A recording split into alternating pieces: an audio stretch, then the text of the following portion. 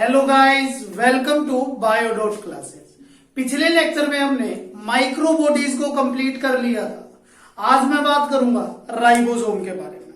Ribosome क्या होता है, राइबोसोम को किसने डिस्कवर किया था, राइबोसोम्स कितने टाइप का होता है, प्रोकैरियोट के अंदर कौन सा राइबोसोम है, यूकैरियोट्स के अंदर कौन सा राइबोसोम है, राइबोसोम्स के मेन क्या फंक्शन होते हैं, ये चीजें देखनी हमें आज के लेक्चर के अंदर। तो मेन सबसे पहले हम बात करते हैं कि राइबोसोम्स को डिस्कवर किसने किया। राइबोसोम को डिस्कवर किया था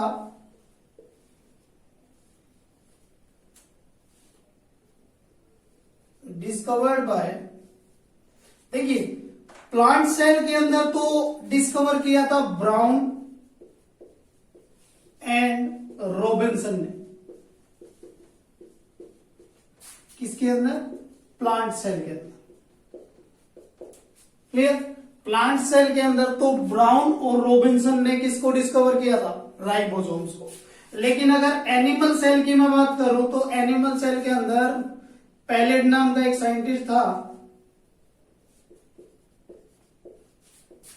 पैलेट ने डिस्कवर किया था किसके अंदर? एनिमल सेल के अंदर। अब पैलेट ने डिस्कवर किया था तो इसीलिए राइबोसोम को एक नाम और दे दिया जाता है, क्या? Pellet particles. क्लियर? तो ये तो हुई डिस्कवरी की बात। अब पैलेट ने एक बात बोली थी कि राइबोसोम्स जो होंगे, क्लियर, राइबोसोम्स के अंदर यानी कि राइबोसोम्स की जो फॉर्मेशन होगी वो होगी किससे? आरएनए से। Clear? formed by the help of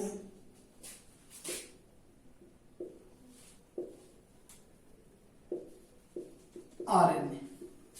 इसने बोला था कि राइबोसोम्स जो होते हैं वो किसकी हेल्प से बनते हैं? आरएनए की हेल्प से बनते हैं।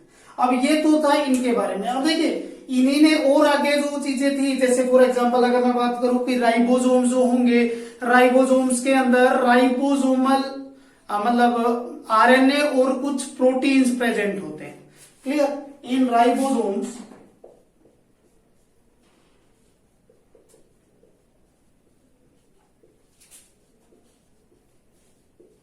राइबोसोमल आरएनए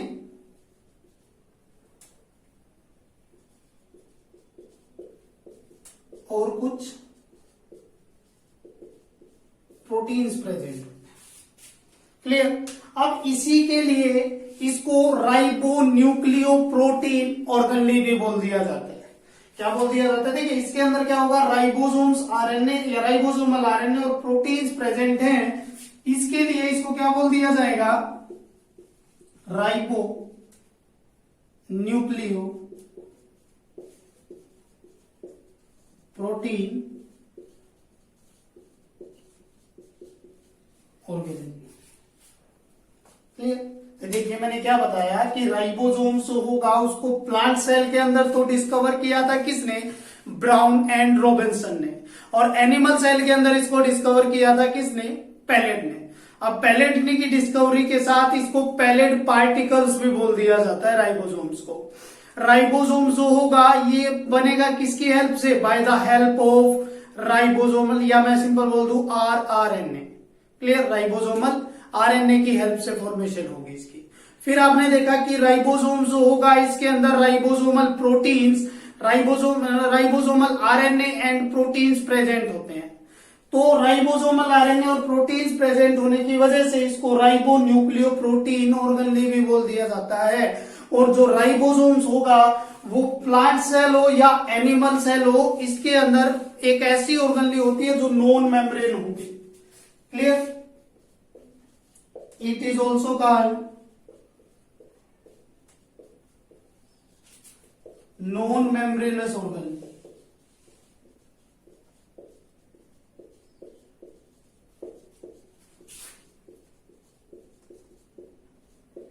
कोई मेम्ब्रेन प्रेजेंट नहीं होती है इस ऑर्गेनेल्स के ऊपर।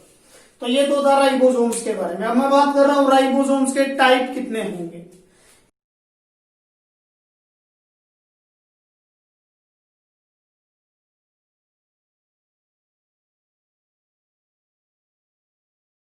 basis of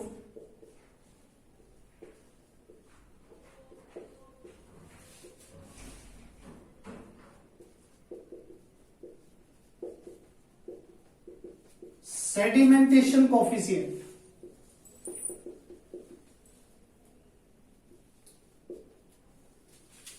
सेडिमेंटेशन कोफिशिएंट के बेस पर राइबोसोम्स को दो कैटेगरी के अंदर बांट दिया गया। अब सेडिमेंटेशन कोफिशिएंट का मतलब क्या, यानी जब आप जैसे राइबोसोम्स को लिया, उसको सेंट्रीफ्यूज करवाया। अब सेंट्रीफ्यूज करवाने के बाद जो सेटल डाउन होने की जो प्रोसेस है इनकी, यानी कि जो पहले सेटल डाउन हो जाएगा वो अलग कैटेगरी में रख दिया गया, और जो बाद में सेटल डाउन होगा उसको अलग कैटेगरी में रख दिया जाएगा। क्लियर? तो सेडिमेंटेशन का मतलब क्या होगा कि सेटल डाउन होने का मतलब। Clear? Now on the basis of sedimentation coefficient ribosomes are two types, दो टाइप के होंगे। एक तो 70S राइबोसोम और एक होता है 80S राइबोसोम। दो टाइप के होते हैं, 70S और 80S। अब जो ये S है, ये दो चीजें डिफाइन कर रहा है। या तो इसको सेवडबर्ग यूनिट बोल दिया जाता है,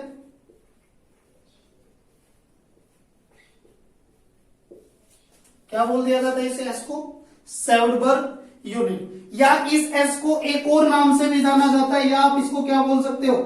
सेडिमेंटेशन कोफिशिएंट।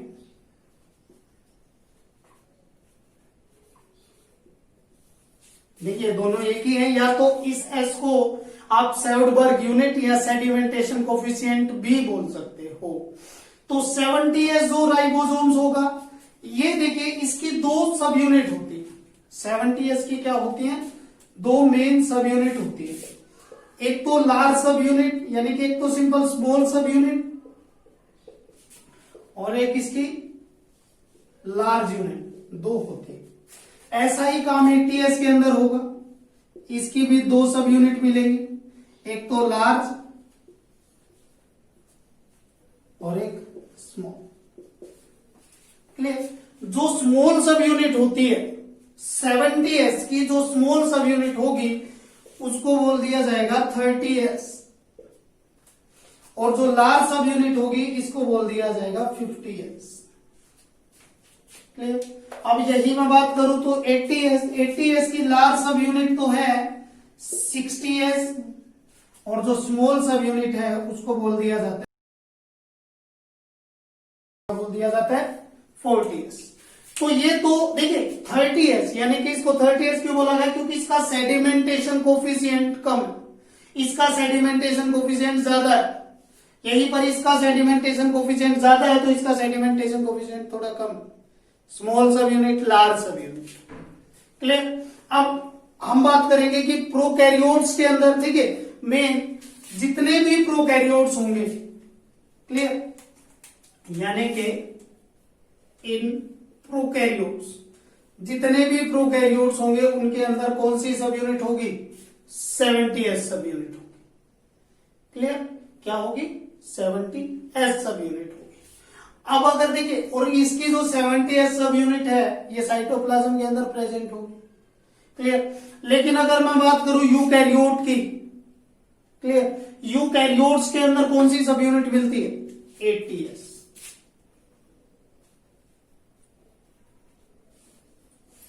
यूकैरियोट के अंदर कौन सी सब यूनिट मिलेगी? 80S सब यूनिट मिलेगी। लेकिन जो यूकैरियोट्स का जो माइटोकॉन्ड्रिया होगा या यूकैरियोट्स के अंदर जो प्लास्टिड होगा, क्लियर, जो माइटोकॉन्ड्रिया है या जो प्लास्टिड है, माइटोकॉन्ड्रिया के अंदर मिलती है 70S, और वही प्लास्टिड के अंदर भी कौन सी मिलती है? 70S। देखिए मैंने क्या बोला, जितने भी प्रोकैरियोट्स होते हैं तो in prokaryotes the 70S sub units of ribosomes are present. 70S ribosomes present होगा।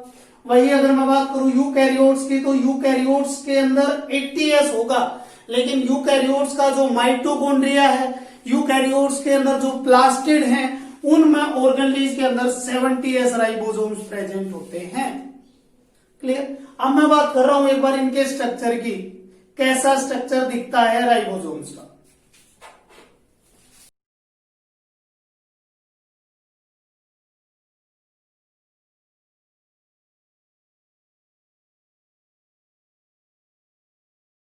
लार्ज सब यूनिट होगी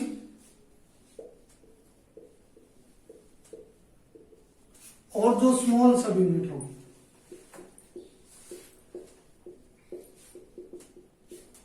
लार्ज सब यूनिट जो होती है राइबोसोम्स की, उसका जो स्ट्रक्चर है वो डोम शेप का स्ट्रक्चर दिखता है।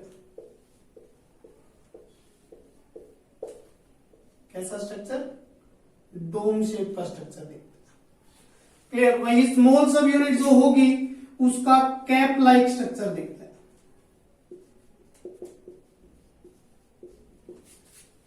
आई बात? अब देखिए मैं बोल रहा हूं कि ये जैसे मानो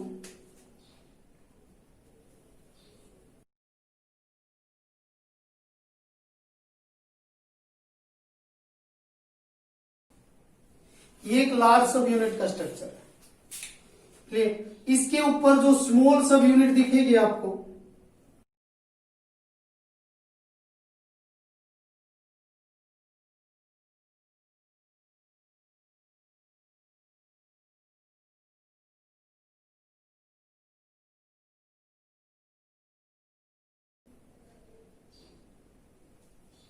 कुछ ऐसा स्ट्रक्चर दिखता है थोड़ा सा। क्लियर? तो ये तो है क्या? स्मॉल सब यूनिट, और ये क्या है नीचे? ये लार्ज सब यूनिट। अब स्मॉल सब यूनिट और लार्ज सब यूनिट कुछ है, देखिए ये तो कैप शेप का स्ट्रक्चर, थोड़ा ये डोम शेप का स्ट्रक्चर होगा।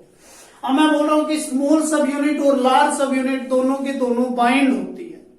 क्लियर? इनकी बाइंडिंग, इनका सेपरेशन दोनों डिपेंड करता है मैग्नीशियम आयन कंसंट्रेशन के ऊपर। क्लियर? मैग्नीशियम आयन की कंसंट्रेशन जो होगी वो डिसाइड करेगी कि जो स्मॉल सब यूनिट है, वो जो लार्ज सब यूनिट है, वो दोनों अटैच होंगी या नहीं होंगी। क्लियर?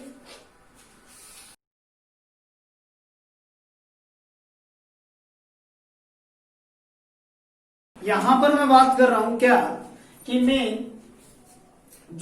मैंने बोला था कि मैग्नीशियम आयन की कंसंट्रेशन, मैग्नीशियम आयन की कंसंट्रेशन डिसाइड करेगी, यानी कि क्या? सेपरेशन एंड बाइंडिंग ऑफ सब यूनिट्स। क्लियर? अगर मैग्नीशियम आयन की कंसंट्रेशन, देखिए मैं 3 केस ले रहा हूं। If concentration is 1 to 2 mm, clear? अगर कंसंट्रेशन 1 to 2 mm होगी तो जो आपकी लार्ज सब यूनिट है और जो आपकी स्मॉल सब यूनिट है, ये जैसे मानो लार्ज सब यूनिट, क्लियर? और इसी के ऊपर क्या? Small sub unit.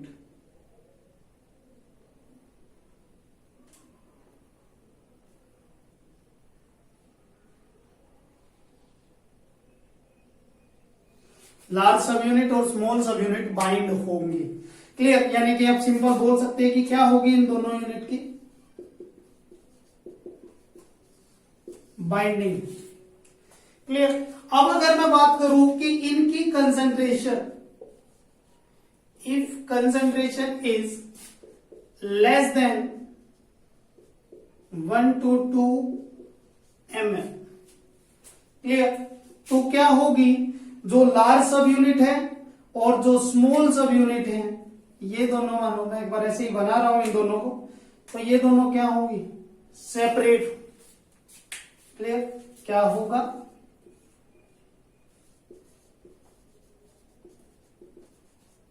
Separation. Third case में क्या ले रहा हूं? If large concentration is more than 1 to 2 mm, clear? तो क्या होगा? अगर इसकी कंसंट्रेशन ज्यादा होगी तो क्या, देखिए मैं बोल रहा हूं कि एक आरएनए के साथ दूसरा आरएनए आके बाइंड कर जाएगा, या एक राइबोसोम्स के साथ दूसरा राइबोसोम आके बाइंड कर जाएगा।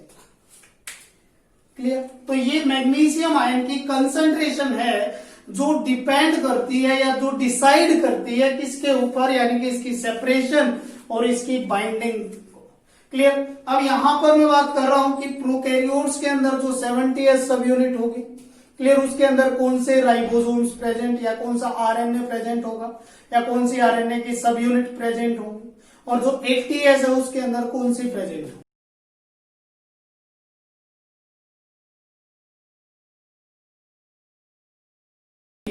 यहां पर मैं बात कर रहा हूं कि जो 70s सब यूनिट होती है, अब 70s जो राइबोसोम्स होता है, इस 70s के अंदर एक लार्ज सब यूनिट मिलेगी आपको। क्लियर? लार्ज के साथ साथ मैं बोल रहा हूं कि एक स्मॉल सब यूनिट मिलेगी आपको। तो जो लार्ज, ठीक है, जो स्मॉल सब यूनिट होगी ये क्या होगी, 30s।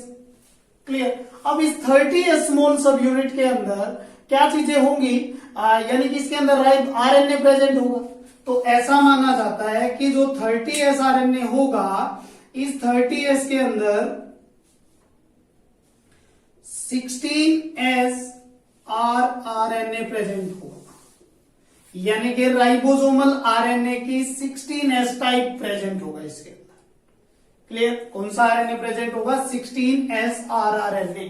और जो आपका जो इसकी लार्ज सब यूनिट जिसको क्या बोलते हो, कौन सी क्या बोलेंगे, 50s आरएनए या राइबोसोम। तो 50s के अंदर क्या होगा, कौन सा, एक तो होगा 23s आरएनए और एक होगा 5s आरएनए। ये दो आरएनए की यूनिट प्रेजेंट होती है लार्ज सब यूनिट के अंदर। ठीक है? तो 70s उसकी 30 के अंदर तो 16s आरएनए होगा, और जो लार्ज सब यूनिट होगी जिसको 50s बोला गया, इसके अंदर 23s आरएनए और 5s आरएनए प्रेजेंट होगा। अब वही बात अगर देखिए मैं करता हूं किसके अंदर, 80s आरएनए के अंदर, और जो 80s की भी यही होगी, जो एक स्मॉल सब यूनिट होगी, एक लार्ज सब यूनिट होगी। जो लार्ज सब यूनिट है जिसको क्या बोला गया, 60s। क्लियर? और जो स्मॉल सब यूनिट है जिसको क्या बोला गया,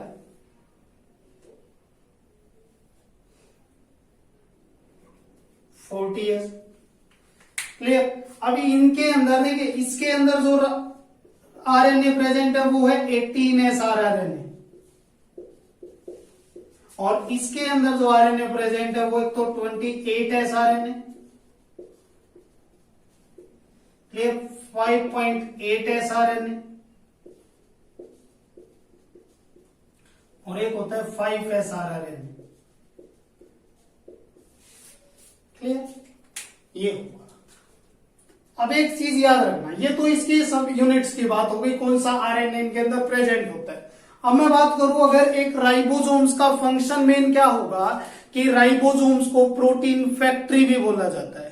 राइबोसोम्स की हेल्प से प्रोटीन की फॉर्मेशन होती है। क्लियर? यानी कि ये राइबोसोम्स की स्मॉल सब यूनिट, राइबोसोम्स की लार्ज सब यूनिट क्या करती है, बाइंड कर जाती है आरएनए के साथ और फिर फॉर्मेशन करवाती है प्रोटीन्स की। तो ये इसका मेन फंक्शन होता है। क्लियर? तो इसका मेन फंक्शन क्या रहेगा, formation of proteins.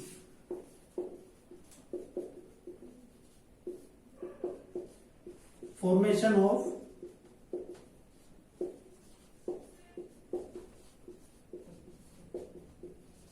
Polypeptide chain.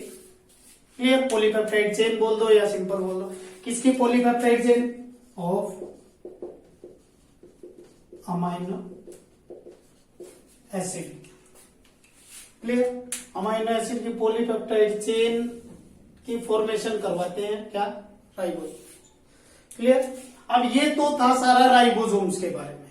Next lecture में हम बात करेंगे एक और नई ऑर्गेनेलीज की। तब तक इस वीडियो को आप लाइक करें, शेयर करें, मेरे चैनल को सब्सक्राइब करें, और जो भी डाउट आ रहे हैं वो मुझे कमेंट सेक्शन में लिखकर जरूर बताएं। Thank you.